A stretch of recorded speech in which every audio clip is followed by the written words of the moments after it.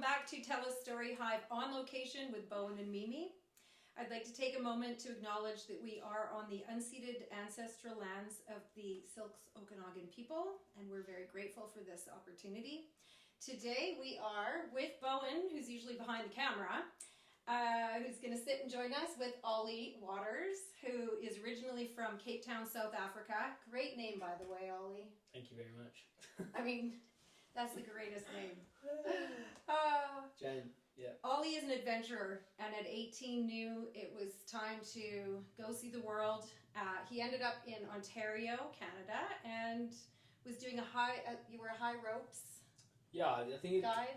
high ropes guide, I think that mountain kind of had a lot going on, but kind of like started as a server, and then we kind of progressed into a high ropes guide, just working up in the trees with a bunch of kids on zip line and stuff. It's pretty cool. Yeah.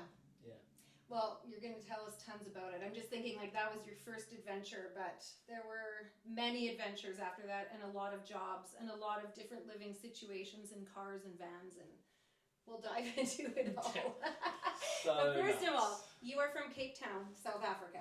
Yeah. So that is an experience that we haven't had. Love to hear what growing up there was like.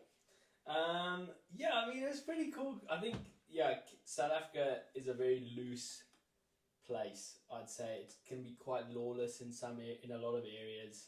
I kind of split my time between the city down in the south and then my dad's farm up on the west coast, like 5 or 6 hours away from the city, which is like just a totally different world.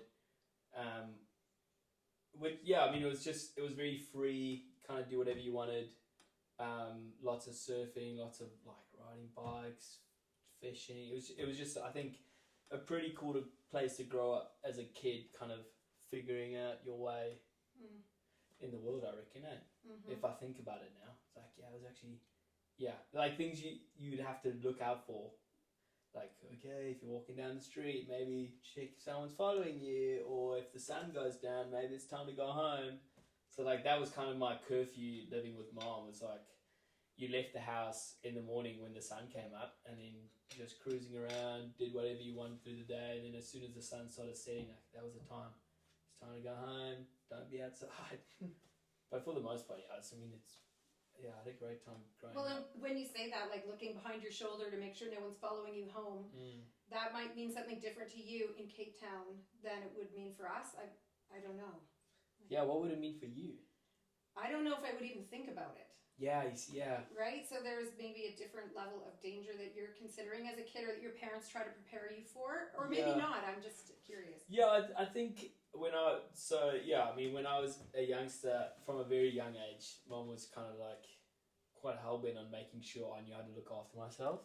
So like there's this memory that my cousin has when I was 6 years old, and I was climbing the counters making cups of tea and like bacon and eggs in the morning while my mom was in bed. And I think that's kind of how that, and I think her main thing was like, you need to be able to look after yourself, be aware of the world around you. It's not sunshine and rainbows out there. Like, just be careful and be vigilant. And I think, and then like after leaving South Africa and then moving to Canada, which is like the complete opposite. It's super safe, just a way more relaxed environment. You look back and it's like you have this unconscious level of anxiety, because you'll walk down the street to go get a coffee or something, and you're like, okay, make sure there's no one following you. Just making sure you're aware of your surroundings. If you're in a car, if there's a car that's followed you for a little bit, you take a couple more corners and you just keep watching. When you want to drive into your driveway, you like pull up parallel to your house, you check like every mirrors like you're doing a driving test, and then you drive in and shut the gate immediately. But you don't think of it in a dangerous way. It's just like, that is life. If you're leaving for a holiday, there's this one time my mom was like, okay, make sure you wave and say goodbye to your dad in the garage when we're leaving, so people think there's someone in the house. And then the one time I was like a snotty kid, I was like, no, I'm not doing that, it's so silly. And then someone broke in, and I was like, this is what? This is nuts. Oh wow. So and I think I really gained a perspective of that when I left. I was like, damn, you just live your life just kind of like always thinking what's going to happen, like fireworks. I'm like, what was that? Was that a gunshot? I don't know. You just have this, like an unconscious alarm Right. that's like just kind of playing in the background, ready to like make you wake up and like. Right. So, yeah. And you're saying that it could be fireworks or gunshots. Yeah, And I mean, that's for real. I don't want to paint the picture like, oh my god, I live near a war zone, but I think because like there's an area called the Cape Flats, and there's like a lot of gang violence, and there's a lot of shooting, and there's a lot of gun violence between taxi drivers at the taxi ranks. A taxi rank is kind of like a bus stop for all the small taxis. That's where everyone goes to get a taxi, and there's just a lot of gun violence. So it's like you hear about it in the news, you will hear it yourself. So when you're at home and you're kind of living behind these like 12-foot high walls, steel gates and stuff, and you hear like a bang, you like grab your partner and you're like, what was that? Like, let's just be vigilant, let's be careful. Right. Yeah. And then you talk about going to the farm. So that's a different experience to visit your dad's farm. Yeah, so I think the farm is, in South Africa there's a saying where like people who live behind the boerewors curtain, which is like boerewors is a South African sausage that you barbecue, and we call it a braai. But it's kind of like where a big Afrikaans community of people live. It's kind of like in the northern areas of South Africa. And it's huge farming community. So we'd go up from this, you leave the city and you drive up into the bush, and you'd be on the farm, and it's like lots of parties, lots of braais, so these big barbecues. It's more, I like had these memories of like cowboys coming to the farm and like grabbing me by an ankle and just like throwing me around into the pool. It's just wild. It's just, and there's a couple guys, kind of like cowboys, that have like a string with a little pendant. Yeah. They would have little tortoise shells. So they have a string with a tortoise shell with their boots on, and they're like a cowboy hat. You're like, what is going on? This is the furthest thing from the city. But it's pretty cool. Like there's times I'd go up to the farm and we'd be sitting having a braai. You'd get up to the farm, and my dad, which I think is a great way to be, he'd say to his mates, if you want to turn up, just turn up. Like, don't have to ask me about it. Rock up, bring a case of beers, or just bring some food, and we'll have a braai. We'll play some music. Like a really cool way of living. We're having a braai, and then sometime in that weekend, he gets invited to a rally in the bush. So he's like drives an old pickup. He puts a mattress bed in the back with a canopy. Chucks like his 4 kids in there. No, his 3 boys. So we're in the back of this pickup truck, just getting like thrown around and ripping in a rally, and we're just like, me and my brother's like rolling around, hitting the ceiling. He's got a beer in his hand, like driving this truck. So funny. And then like he stops the car, he's like, we won. And I'm like, it was nuts. But you don't think it's crazy. It's just like, that's just part of living. It's very loose. It's pretty wild. People kind of throw caution to the wind. It's like, man, don't worry about it. Yeah, it was super fun. Like, how often were you up at the farm compared to at the house? I think it kind of started. So yeah, my mom lived in the city and my dad was up the west coast, and it kind of started. He was like 2 hours away, so every other weekend I was up there, and all holidays I'd go up there, so 3 to 6 weeks long. And then it kind of got, the further north he went, it became less and less, and then I suppose as you get older, kind of want to go to parties instead of hanging out at the farm.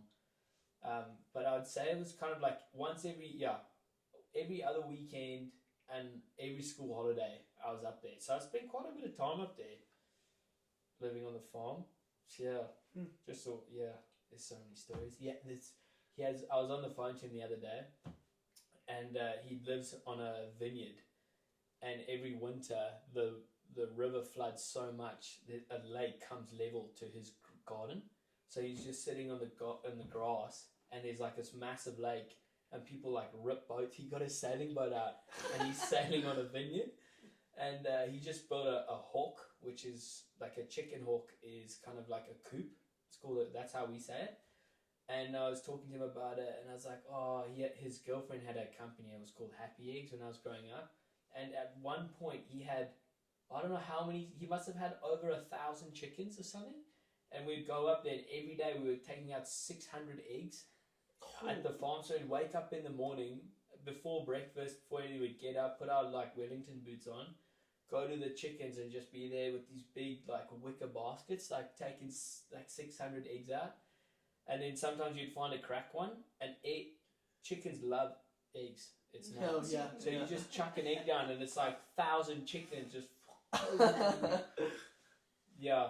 So yeah, the farm's good. Yeah, it's really, I think it's a really cool way to bring up kids, like being that wild. I think it's pretty cool. Yeah. Yeah, pretty cool. I love a farm. Feral life at its best. Yeah, I think so. Yeah, I think that's how it should be. Just Yeah. feral, just kind of like Free range. free range. Mhm. See what happens. You know, you fall down, dust yourself off, get back up, like make your way. Don't worry about it. Yeah. So then how was it to go back to mom's in the city after having that free-spirited time with your dad? Was it always a difficult transition for a couple Yeah. days? Because your mom does sound like she's quite a different person than your dad. I think that's probably when the trouble kind of started at home, when I was kind of growing like a bit of a snotty attitude, because I think farmers and people who live like quite a tough life and they're tough people, I think as a kid, like my dad is obviously my role model at that point, you know, so you want to be like this person that you idolize. So you spend your time on the farm, waking up at 5 in the morning, like checking water tanks and like helping wrangle sheep to do castrations, and you like living this really cool life that like boys love, because it's just, yeah, it's so much fun. And then you go back to the city and I was just getting very lippy, had like this massive attitude, and it was like it was a really hard transition, because in the, you know, I was super fortunate to go to really really nice schools, but it's also so different because a lot of the boys that I was growing up had no idea what the other half of my life was. So the other half of my life is like this really feral kind of grungy, could look like quite grungy lifestyle, and then I've got to kind of assimilate back into this very prim and proper kind of old English way, English schooling, you know, where it's like your hair's got to be short, you know, polish your shoes, tuck your shirt in, which I suppose those are very traditional Afrikaans values too, but when you're working on the farm, it's like you got a pair of shorts on, no t-shirt, no shoes, just ripping around doing what you want. So it was, I think, yeah, it became pretty hard when I started getting older, and I was like, oh, I don't want to do this, like I don't like school, I don't want to be here, people don't understand me. It like became like a bit of a bully and just quite disgruntled. So, you know, when I then became like 18, yeah, the way I left home is pretty nuts. Right. Like Yeah. were you challenging your mom to ask, why can't I go live with my dad on the farm? You said you have brothers as well. Yeah, so I had half siblings, so there's like 3, yeah, nuts. There's 3 mothers, 4 different kids, 1 dad, and there's, you know, we're all kind of like on average 2 years apart, kind of. But I didn't want to go live with him. It was really weird. When I was there, I kind of wanted to leave, because you live in the middle of nowhere, and as far as your eye can see, it's just bush, and that's it. And you're like, whoa, this is nuts.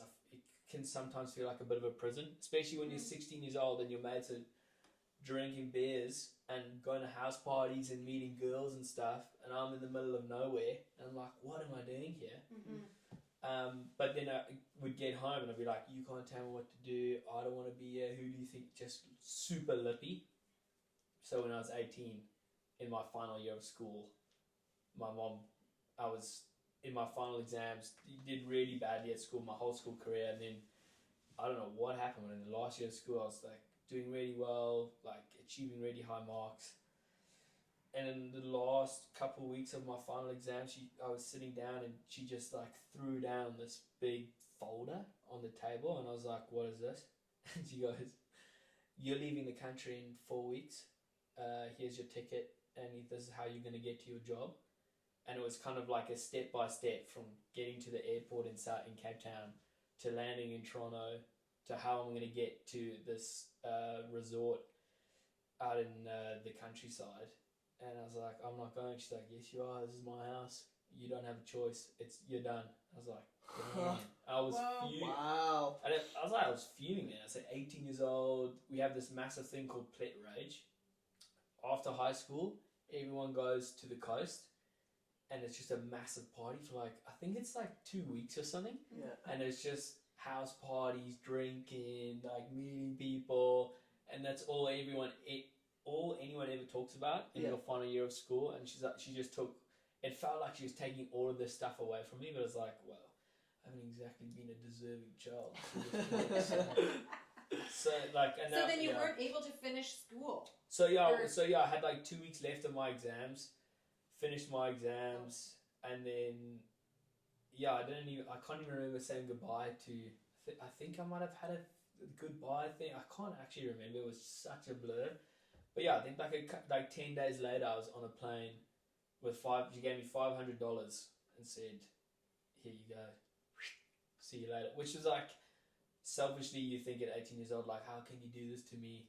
But now I'm a bit older and I look back on that like, that must be the hardest thing for a mother to do to their child. But, just knowing you need to sort your stuff out, and this is the best thing for you because I can't stand you anymore. And like, which is totally fair enough because I went away from that and like had a few years of anger, but I was like, I'm sitting where I am in my life and I'm like, I'm super, super happy she made the decision for me because I don't know where I would be, to be honest. Wow. Yeah. I'm just thinking about Bowen since he's my son, and I'm wondering, of course, his story would be very different than yours, Yeah. but if he would have a moment where we had tension like that, where I made a decision that you Yeah. disagreed with. Not to put you on the spot, but Cool. I mean, off the top of my head, I only think would maybe go to when I was dating Sydney in like grade 9 or something, and you guys hated her. Hated her. Outed. And there That's a was strong word. Maybe we were just seeing you and- taking a different direction. a bad direction. It was a bad direction. I was being a fool. And I think that was probably like when like we had the most amount of like tension. Yes. or Wow. yeah. What was it? How old were you? I would have been 15. 15. I think. That's a brutal 15. age as well, hey? Yeah. Yeah. Damn. Yeah. Anyways, I love that you can reflect now, and you did that reflection a while ago to be able to come around and still have a good relationship with your mom. I'm imagining you've talked to your mom about those times, and Yeah, I think also she's I was such an awful person to her, and she always used to say this thing like, one day you're gonna thank me. You're gonna thank me for all of this. It's like, no, I didn't want. And I think like every day that goes by, I'm just kind of like, as much as I can, I tell her how thankful I am and how sorry I am for like all the pain that I put her through, because especially as like a single mother trying to do everything, and I'm at a point now like approaching my 30s and you're thinking of family and starting your own family and how to be a parent, what kind of parent would you want to be for your child? And then I think what my mom was trying to do, and I'm like, oh my god, that's a strong woman.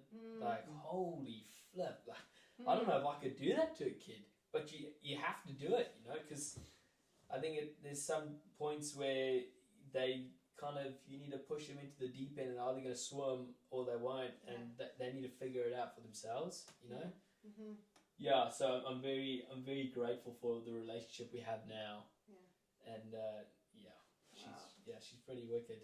So then, how does she choose high ropes course in Ontario for you and say, this is where you're going, this is what you're doing? Yeah, she was pretty sneaky about that. We'd be talking and she's like, Ollie, what's one place you want to go? If there's one place you could go to in the world, where would you go? And I remember there was a screensaver either on the computer at home or one of the ones at school. And it was just like, it was fall here in Canada. This picture I think must have been in Ontario, and it was just like this shot of a forest, and it was just orange and yellow trees, and I was like, that is the most beautiful thing I've ever seen, because we don't really have that. We don't, nothing close to that at all. And I was like, whoa, like that looks amazing. Like Canada would be awesome. And then, because I had one job, I worked at a DVD rental store, and I absolutely cooked it. Because this family came in this one I used to work Fridays and Saturdays, and we had like people would come in and reserve a movie, go to the DVD store to get like the latest movie. So people came in early to reserve it when it came back in, when someone returned it, put a name on it. The manager like put a name on it, put it under the counter, said do not give it to anyone else. This family came in, there was like a mom, dad, I think like 3 kids, and they were just super, super nice. They're like, hey, how's it going? Just super friendly people. I was like, damn, these people are sick. And like, we're really off this movie. Do you have it? And I was like, you know what? Yeah, you can have it. So I was like, here you go, buddy. Take it.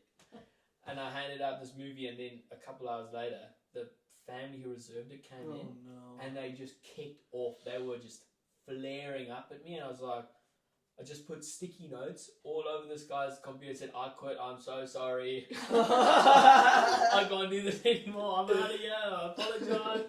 So my mom approached this company, they're called Bunac, and they basically help young people get a start with careers. And they mainly like aim at mountain ski resorts through Europe and Canada, and I think America. I'm not sure.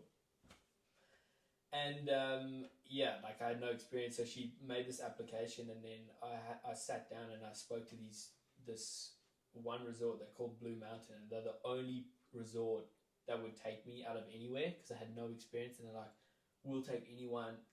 2 to 3 week training process to get them all whatever. So I met with these people, and it was so brutal. They're like, Ollie, what makes you unique out of everyone? I was like, I don't know, I play the ukulele. They're like, oh, play us a song. So I'm like, oh, Christ, here we go. So I'm sitting there playing, and there's like, each department is sitting at this table, and I don't know what the lady's name was, but she was like housekeeping, and I was like, Daddy, Dad, would you like to sleep with me? I was like, whoa, that's the wrong thing to say. And that was like, oh, I've cooked it. And then I think they emailed back, and they're like, yeah, we'll take it. so then I was kind of like, it wasn't like I didn't consent to it. I suppose there's a how much you can say no all you want, but at the end of the day, it's your parents. You're gonna have to, at some point, you're gonna listen. Like, what else are you gonna do? So I took the interview, sussed it out. It seemed like, okay, this is gonna be all good. And then like the folder got slapped down on the desk, and it was like literally page 1. Here is your visa, your work visa. Here is the address of your hostel that you're staying in Toronto. So got on this plane from South Africa into England to Canada. It's like 20 hours of flying or something. Yeah. And I get to Toronto, and I'm like 18 years old with this big bag on my back and this folder. I'm just freaking. I'm like, dude, what? Had no wife. I just had no phone, nothing. So it's just me. Yeah, this was 2016. This is end of 2000. So this is December 2016. And I'm just like December 2016. Yeah, so just before Christmas, and I was like, oh, dude, what is happening? And then I get out of the airport, and I'm on one of these. I think it was a tram, and I'm just in there, and I'm like, I'm about to cry because I have no idea what I'm doing. It's like the city. I'm freaking. And this lady looked at me, she's like, are you okay? It's like, oh, I just don't know where I'm going. Like, I can't call my mom. I don't know what to do. And then she's like, okay, what you want to do is you want to go to this hostel. I didn't even know what a hostel was. And that, like, hostels now are very fancy. Yes. I'll just tell the people out there. Hostels now are lush. Back in the day, not in the day, but when I was 18 years old, like city centre Toronto, I mean, they were, gee whiz, bit nuts.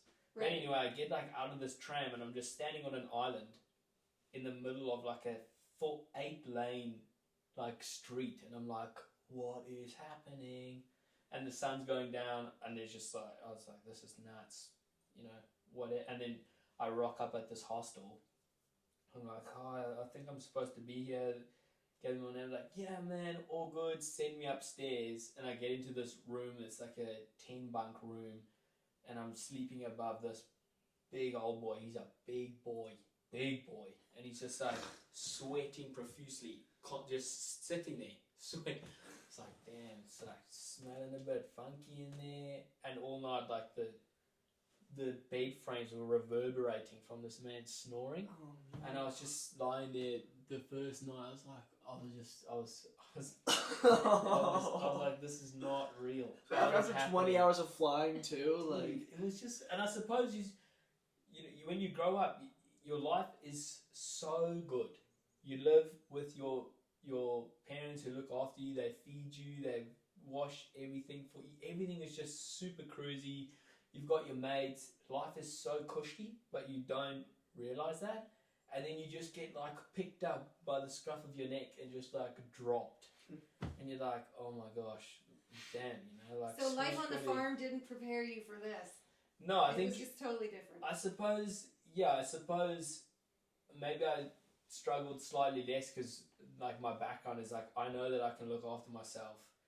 Like I wasn't worried about my safety for myself or anything. I was just kind of like, whoa, there's so much going on here. Like, okay, my whole life's just been flipped upside down. I just didn't really know how to. It was more the planning, the Yeah. thinking, and. But I was kind of like just walking through and it's like, it's going to be fine. Like, Mom has prepared me for this moment. I will be fine. It's going to be okay. But I suppose, mentally I'm just like thinking like, okay, I've just left the love of my life, I thought. I left all my mates. Like, everything is gone. And I was like, took it all for granted, brother. You put yourself in this spot. Yeah, it was a big reality check for sure. And then, so then after that, had to go to this fancy hotel. I think it was a Fairmont. Had to go to this fancy hotel. And funnily enough, sorry to jump all over the place, one of the fellas that I was in the same room as me in the hostel, he was it the same room? Maybe it was a different room. He was going to the same job. So I like was on a tram and I'm looking at this guy, I was like, are you going to the Fairmont for this job? He's like, yeah. I was like, no way. I'm Ollie. I think his name was Dom, and he was from the UK. And I was like, oh, I can relax. Like, I'm just gonna let this guy take over. Just tell me where to go, man. And then we get to the hotel, like we're on this bus with all these internationals, and we're kind of like, oh yeah, we're going to the ski hill. So we're driving through Ontario, which is pretty flat, and I'm like. Skiing, you're thinking of the Alps, you're thinking of the Rocky Mountains, you're thinking, this is going to be cool, man. Just cruising through, and the guy goes, okay, guys, so we're coming up to Blue Mountain Resort on your right. And I'm like, where the mountains at? And there's just like this tiny little hill. I'm like, okay, this is pretty surreal. And then it was like 2 weeks of induction, and so they kind of put me into, I don't know what you call it, it was kind of a food and beverage attendant. So huge, massive ski resort. It's its own little town. I think it's got its own postcode. It's huge. And these massive lodges, people just go and get their food and then they come through and then I got to ring everything through. So it started off with that through the winter. And then after being a food and beverage attendant, I was talking to one of the people in charge and they're like, you should be a high ropes guide, you'd be a good fit for it. So then I just started applying and got it, it was an awesome job. They've got all of these obstacle courses up in the trees. So in the height of summer, it's super busy, but you're kind of climbing up zip lines, inspecting all this cable, climbing up through trees, doing rescue drills, working at a rock climbing wall. So much fun. Great experience. And it's just, it was super, super fun. I'm wondering about this program. I've never even heard of it before. What's this, BUNAC? Yeah. Yeah, I mean, I think that... What does it stand for? No idea. Okay. BUNAC, it's a company in the UK. And is it still operating, do you I have think? no idea. I'll look it up. Surely. But yeah, it's pretty awesome. Like, Mom just went to them and was like, this kid needs a job. And like, yeah, how that came together for you. Yeah. I can't wait to meet your mom one day. Yeah, I mean, Sounds she's super organised. Actually, another funny story. I got to Ontario. I'm working my job, minus 30 degrees, whatever. Actually, was having it was wicked time. And she calls me and goes, Ollie, So when I was growing up, I was really bad at school. There was like no hope of me going to university. It was a complete write-off. I was like, Mom was like, you need to be a builder, you need to be an electrician. She calls me and she's like, Ollie, you've just been accepted into both universities in South Africa. I was like, wow, how's that possible? I didn't apply. She's like, yeah, don't worry, I applied for you. And you've been accepted. So UCT is this huge, like, and I'm just sitting there going, well, I mean, what? What are you, it's like, stop trying to run my life, man. But at the same time, I'm sitting back with a little brewski going, yeah, I'm not so bad after all. We still laugh about it today. It's so funny. She's nuts, but she's well, and great. also that you didn't decide to go back and do university. No. So was that a funny moment with her to say, well, no, actually, you set this up, and I'm kind of having fun. Yeah, I suppose that. Yeah, I think because it was so difficult raising me, that it was all. I think my mom's whole goal with me was like, always, like she always used to say, if you want to criticize people, always lace it with positives, right? Like, don't be that person who's just rude. And I think for me, I had a lot of like issues with self-confidence. It was all about giving me positives on what I was doing and where I was going. And I think that kind of just, when she said that, she's like, you see, like, you can do it if you put your mind to it. I was like, wow, cool, thanks, Mom. Mm-hmm. Pretty cool, emotional stuff. Yeah. But you didn't get to go to the thing in the summer after graduation? No, dude. Oh. Dude, and Do you still think about that? Bro. I feel like I would still think about that. What's even Well, worse? you are still thinking about that. And what's even worse is like so I just got Instagram that year. So I'm sitting there talking to my girlfriend at the time, and she's there like talking to all these people, drinking every day on the beach, and I was just stewing in just jealousy, and I was like, ugh. Oh, it was brutal, and everyone had such a wicked time. It's okay, man. He's mourning it for you now. I can see that. Do you guys do something like that yet? Well, the thing where up on the mountain where you have the fire pit and you have to fight somebody and all that. Like, What? there's some rituals to. Dude, Oh, that sounds sick. that's Proctor. The proctor. So proctor is like it's the day before you. It's the day before your first day of grade 12. Okay.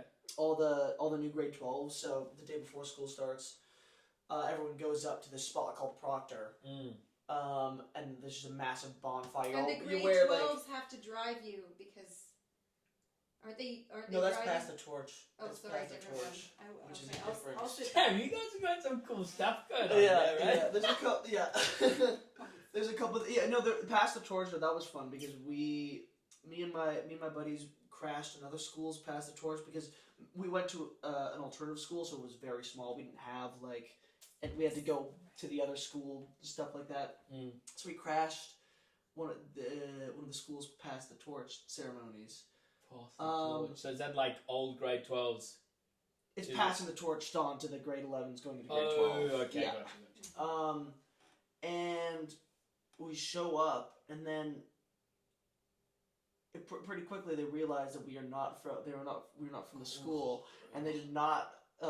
There was like 3 guys who did not like that at all. Who were like the alpha males who were Classic, yeah. not having a. So they pointed at me like you have to fight one of our guys, and whoever wins. If we win, you guys have to leave. If you guys win, you can stay. I'm like, Dude, I'm not a fighting Yes. type. So I looked at my buddy Harry, and he's been waiting for this moment. Yeah, his he whole wants it. life. Anyways, Harry won, and we got to stay. So. Man. Yeah, so as Ollie was talking about that and missing that, I was thinking about you imagining not being able to do those. Oh, rituals I Yeah. suppose. Although Yeah, that sounds right, pretty. I That see. sounds pretty epic. I don't think I've been to something like that. Let rage. Dude, just fly to South Africa one year and just go party it up. It's nuts. I might have to do that. They literally Might have to take do that. over a whole seaside town. It's like Is it it makes really? the news. Like it's nuts. There's just like 18-year-olds running around drinking their body weight. It's so funny, like at a time in life, I would imagine that would be the best thing ever, and at this time in life, Yeah. I'm thinking, where's Yeah, the like, beer? what do you- Now I'm kind of like, oh, that hangover's gonna be. Yeah. brutal. I couldn't do that for 2 weeks because I can't drink like often. If I'm gonna drink, then I'm gonna drink. So Yeah. I only do it like once every month or two. Yeah. Okay, I want to segue this to Yeah. you saying yes. You becoming a yes man, like you take on this whole yes theory. Yeah.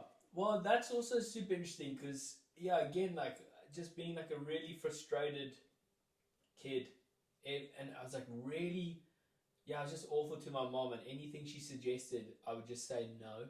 Be like, no, I don't want to do it. I'm not going to do it. And I mean, it's still like you really have to. I think we all have a mentality that can be quite negative. It's far easier to be negative than it is positive. That's just classic. And I mean, I still do today, but I really try and like just kind of go, hey man, just settle down. Like, why are you saying no? Why? Like, no bloody good reason really. So just go and do it. So yeah, my mom, she just says like, Ollie, you need to be. Why didn't you just say yes once? Because every time you say no and then you do it, you love it and you can't get enough of it. It's like, yeah, whatever, you don't know me. We've definitely had similar, Yeah, you know, like, Yeah. well, I think all kids are like that. Like, hey, you don't know me, man. Go away, mother. You know? So anyway, when did that start? So I suppose when I started going off by myself, like when mom kind of, sent me off to Canada and I was doing my own thing.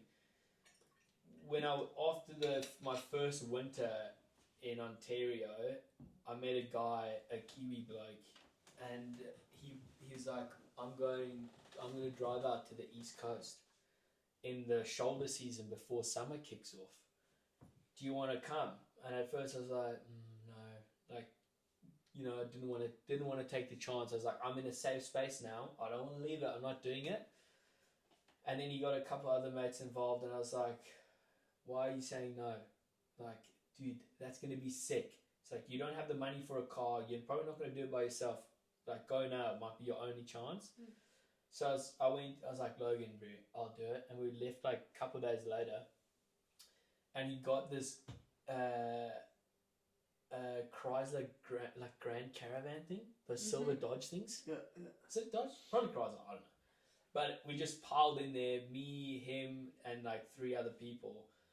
And I became best mates with one of the guys who did the trip with us. He's now in Japan, as working at a ski hill. He's loved it. Anyway, I had this amazing time with absolutely no concept of saving a single cent of money. It was just about, we got in this caravan and we got all the way to Halifax in the end. And we were just stopping at these like weird little, like, I've never been to a motel. Got to this motel and there's this old, like, rickety old man. This big white moustache and this long white hair. And he's got a cowboy hat and he's like sitting like this on the pavement. I was like, hey Drew, how's it going? He goes, g'day chief. I was like, yeah, that is so cool. And like, yeah, I suppose after that experience, I was like, that was so much fun. Like, nobody wants to be around someone who's constantly negative and just down in the dumps. Like, that is not a nice person to be around.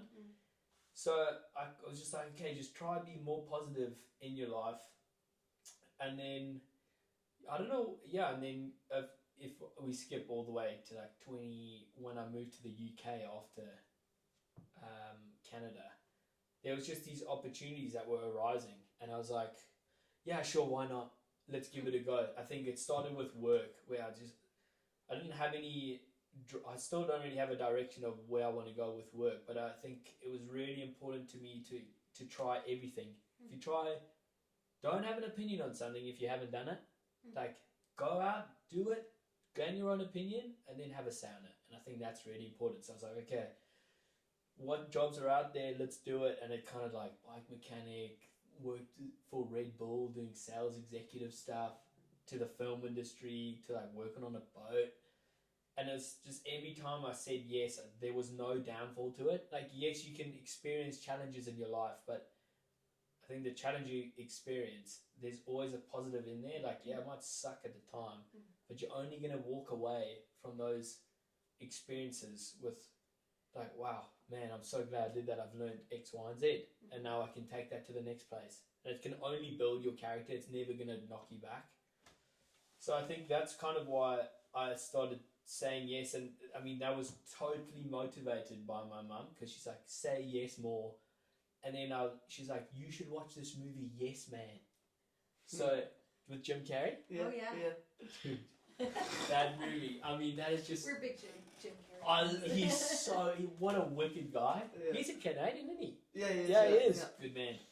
But you just watch that movie and it's just absolutely absurd. But it's like, what a wicked, like, if you put that into, say, a real life scenario of what happened in that film, and that fella's sitting in his rocking chair on his porch, like, what a story you've got, man. Like, what a crazy adventure, because he's just said yes. Like, it's just nutty. I feel like with our lives, there's absolutely no reason not to say yes and to have a pretty wacky time. Like, you know what I mean? Don't be serious, man. There were Just some enjoy it. YouTubers a couple years ago or 5 years ago that were called Yes Theory. Oh, they're still going. Yeah. Are they still going? Yeah. That's the whole premise of their thing. Is Really they just- are approaching people out in the community Just and seeing if they'll say putting yes. out great opportunities to see how long does it take before the first person says yes. And it could just be like, hey, I'm So going cool. to South Africa right Yeah. now. Will you come with me? That is You know? so cool. Like, yeah. And they have the money line, they got the ticket and off they go. And yeah, I think, yeah, I mean, it's so, yeah, I mean, I think we're hardwired to think negatively. So if you can just, I think it was really hard to stop. I just started saying it once, thinking about why I said yes, thinking about how good it was, and then I was like, okay, well, there's no real reason now that I've done it once to say no. Like, I don't actually like, oh, okay, maybe that one situation was a bit gnarly, but to be fair, I'm now sitting laughing about it and like, what a wicked story. You know what I mean? Well, I don't even know if it's like hardwired, but I think it's like you said earlier. Like it's easy. It's the easy It's- thing to do. yeah, It's so yeah. easy, which is like sometimes you don't even think about. That's why it's something you Yeah. have to keep kind of reminding Yeah, it's yourself. like you way know? less effort to go, nah, don't want to. Yeah. Yeah. So are you thinking more consciously about other things as well? Like what? Like about every thought that comes into your mind? Yeah, I think that's only. Yeah, I think that's also only happened in the last couple of years. How I very critically think myself on who I am as a person, who I want to be around other people, not be like a show pony, like I need to be. But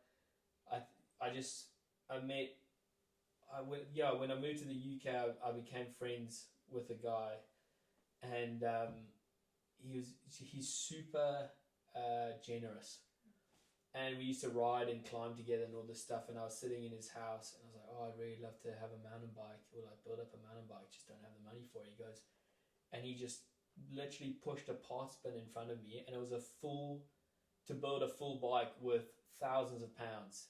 And I was like, "Maddie, I can't take this." He's like, "Have it, man. Like, just you keep passing that favor on." It's like, oh, wow, like that's the first time someone was so generous to show me that. So, and that kind of put that into my little toolbox. It's like, okay, I want to treat people the way I feel I should be treated, right? So like, just be respectful, be a good person, always be interested in what people have to say.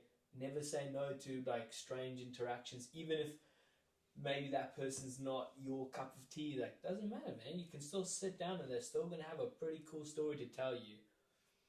And so yeah, I'm definitely now thinking about who I am in like my relationship with my partner, in work, my friends, with my mom and my dad, like especially in environments where there's been a lot of anger in the past, kind of looking back on that and going, why am I angry? What is that serving me? It's probably not very much. If anything, anger does more to damage yourself than it does to the other person, right? So like, you don't need it, man. It's just like pulling you down. Get rid of it, son. Don't worry about it. Do you feel more peaceful then, being at this place? Yeah, definitely. I think I can finally sit down and just go, and my thoughts are less crowded. I'm not going like, oh, I should be doing this in there because so-and-so is doing it, or I don't feel like I'm doing enough. I'm just kind of going, just be a good person, live your life, be as present as you can, which it's so hard because there's so much to do, and you can constantly just think about something better. Like there's always something better, you know. But just trying to stay present and just relaxed and just being like, I mean, especially when we came here in the summer, I was like, I said, bro, like, what are we doing here? I don't want to be here. Well, I think I met you in that first week, and I remember that moment. I was just like checked out. And I also remember thinking, well, he hasn't been here for more than a few days, Literally. and I know what's available Yes. here. Yes. And I don't know a lot about Ollie, but what I think I've heard is he will be absolutely in love with this place soon enough. And There you go. I don't know, I hear you're sticking around a little bit Yeah, longer right? than, And like this is the whole thing is like I was just constantly thinking we move from Australia, and it's like you have this one thing, but even in that moment that's not good enough because you want the other thing, and then you're in that place where you want that one thing, but then that's not good enough, and that was happening when we moved here. And now I'm at a point where I'm like, okay, you think about your life, like what is good. It's like, well, my job's pretty cool, it's just down the road, there's awesome people here, there's amazing mountains here for climbing and riding.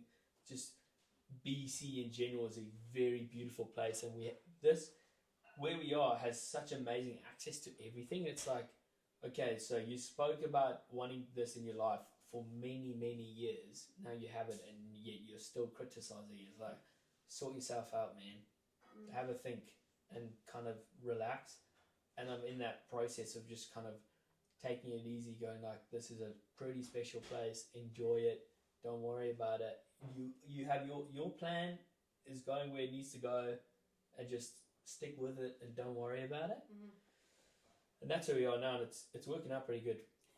Well, I think it's interesting too, because like at least for me, I found like those kind of like those thought process and those old ways of kind of being or thinking, like they're still always there, but you get better at catching it quicker. So you're in those kind of like headspaces for maybe a shorter amount of time, whereas like before, like you don't even notice that you're like that is a mindset that you have, or now it's like you know that you have it, and when you get into that, it's like instead of like a couple days down the road, like, man, I really wish I'd done this differently, it's like it's in 2 hours, or it's in I think it's also like repetition is key to success, right? So like the more you kind of practice that way of thinking, the easier it becomes, and the quicker you start to like catch those thoughts before they go astray, and you can kind of like rein that in. Yeah, for sure.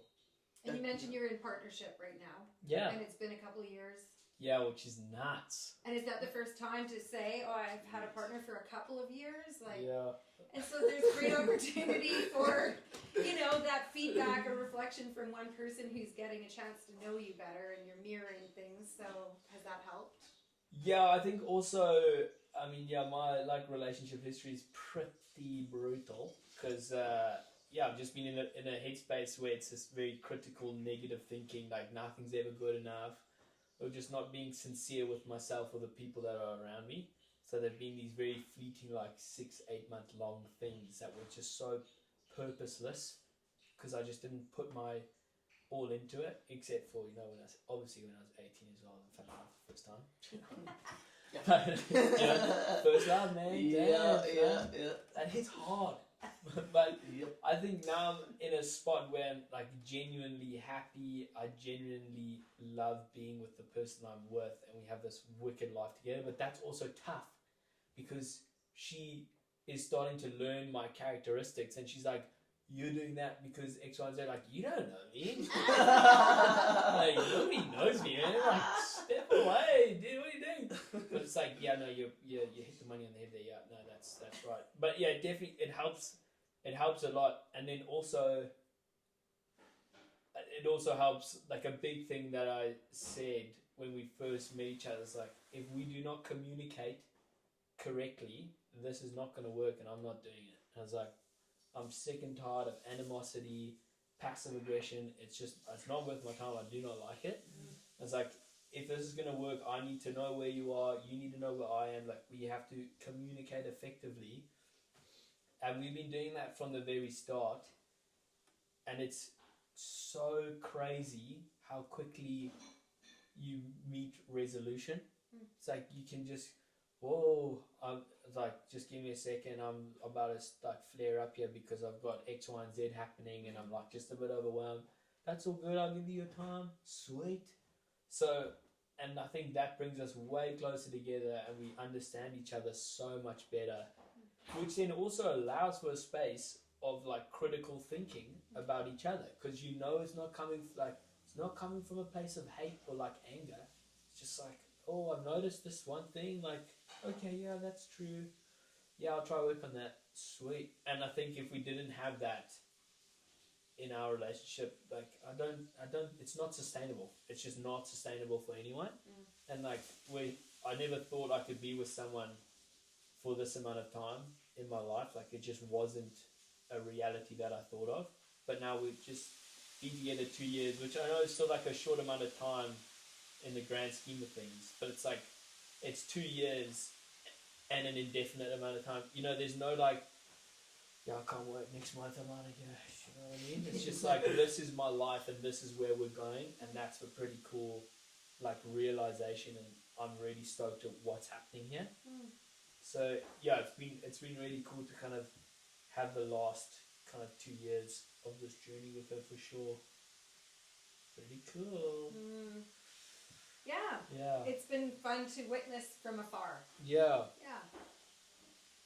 Yeah, it's cool. Yeah, it's but it's also hard because I'm also learning, like, as I become like a maturer person, like, and I'm growing as a man, and you see stuff on the TV as a kid and you believe that life is a flipping rom-com and it's this is how it is and it's love and that's it. It's like, wow, we're completely two different people, and it takes a lot of work to keep things together, like everything in life. Nothing is for certain. You've got to work at it and keep on working at it so things can keep going on their course. So it's just been a lot of learning, you know.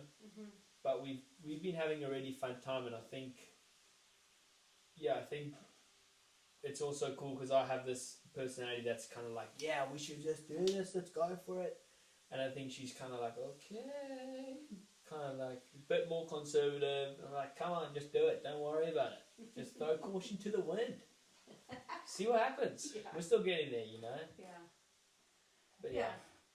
Well, yeah, you've got a group of friends, you have work, she has her thing going on, so just settling into that and finding how you can come together. And Totally. so you are working at Sun Country Cycle Yes, ma'am. in Vernon, Yeah. Coldstream, Vernon.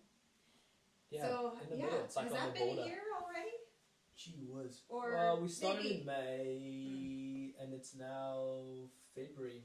So it's nearly been a year, which is crazy because it's gone by so fast, eh? The Yeah. year's You just guys flown have been by. here for a year? Dude, nearly. Whoa! 3 months and then it's a year.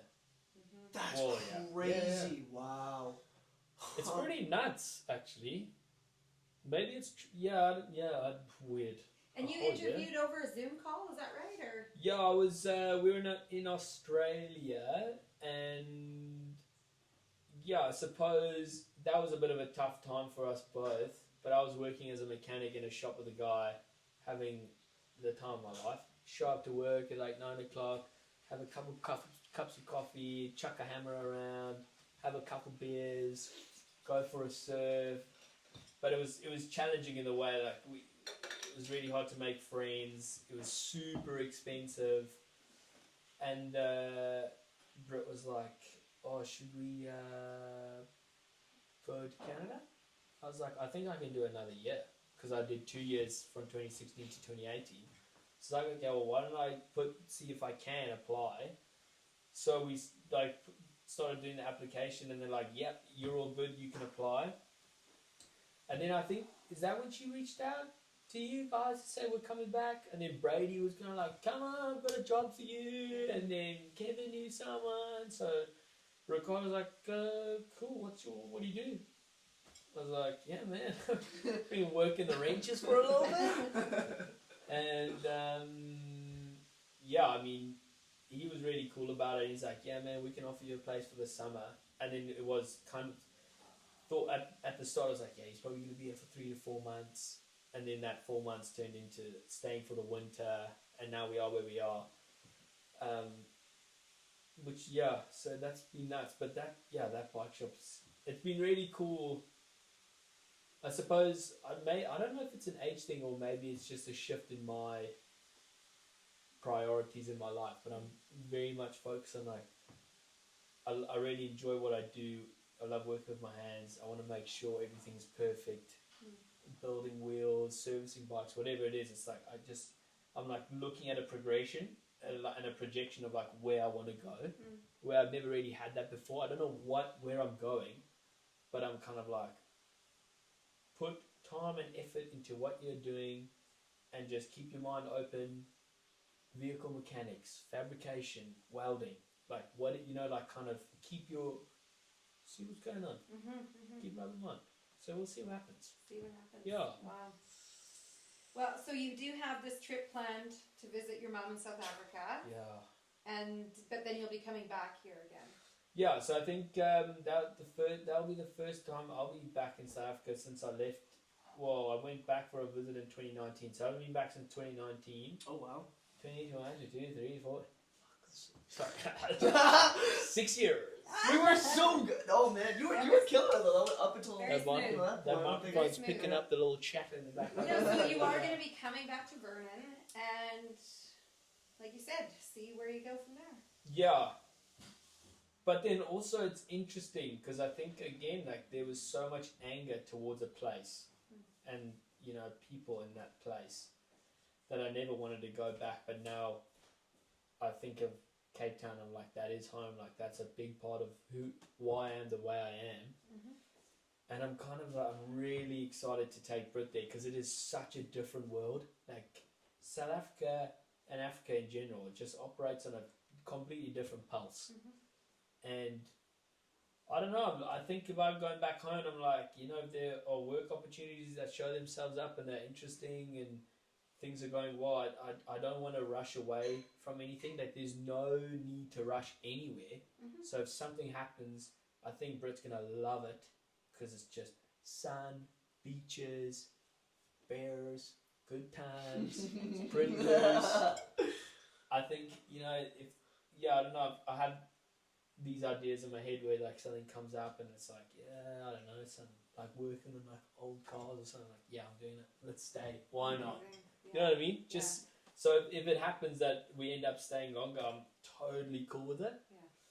But I think Vernon's also in the foreseeable future too. Yeah. Let's go with the flow. Go with the flow. There you go, right? Go I with think the flow. just go with the flow. I think the more, I feel like every time you put resistance against something, it just goes completely tits up. Just don't worry about it. Just go with it. See what happens. You can always say, like, you can always jump out of it. You don't have to stay in anything, right? Just go with it and see what happens, and then duck. Yeah. If you want. So go with the flow of it. Should we go with the flow I and call reckon. this a wrap? Because Yeah, sure. I mean, I'm smelling garlic. I'm so hungry. That smells amazing. Yeah. So Ollie, thank you so much for hanging out with us and Yes, sweet. sharing your life. You've had a lot of really great adventures and lots of stories, lots of perspectives. There's so many more. Damn, you just need to sit. We'll do a part two. We'll do a part No, two. there's We can part do a two, part part two with the three, fire. part We'll four. have the We'll fire. find a couple Fabulous. brewskis. There's so Yeah. much. So thank you. Yeah, thanks guys. Yeah. That was pretty fun. And thank you for Thanks, joining everybody. us. And we'll see you again.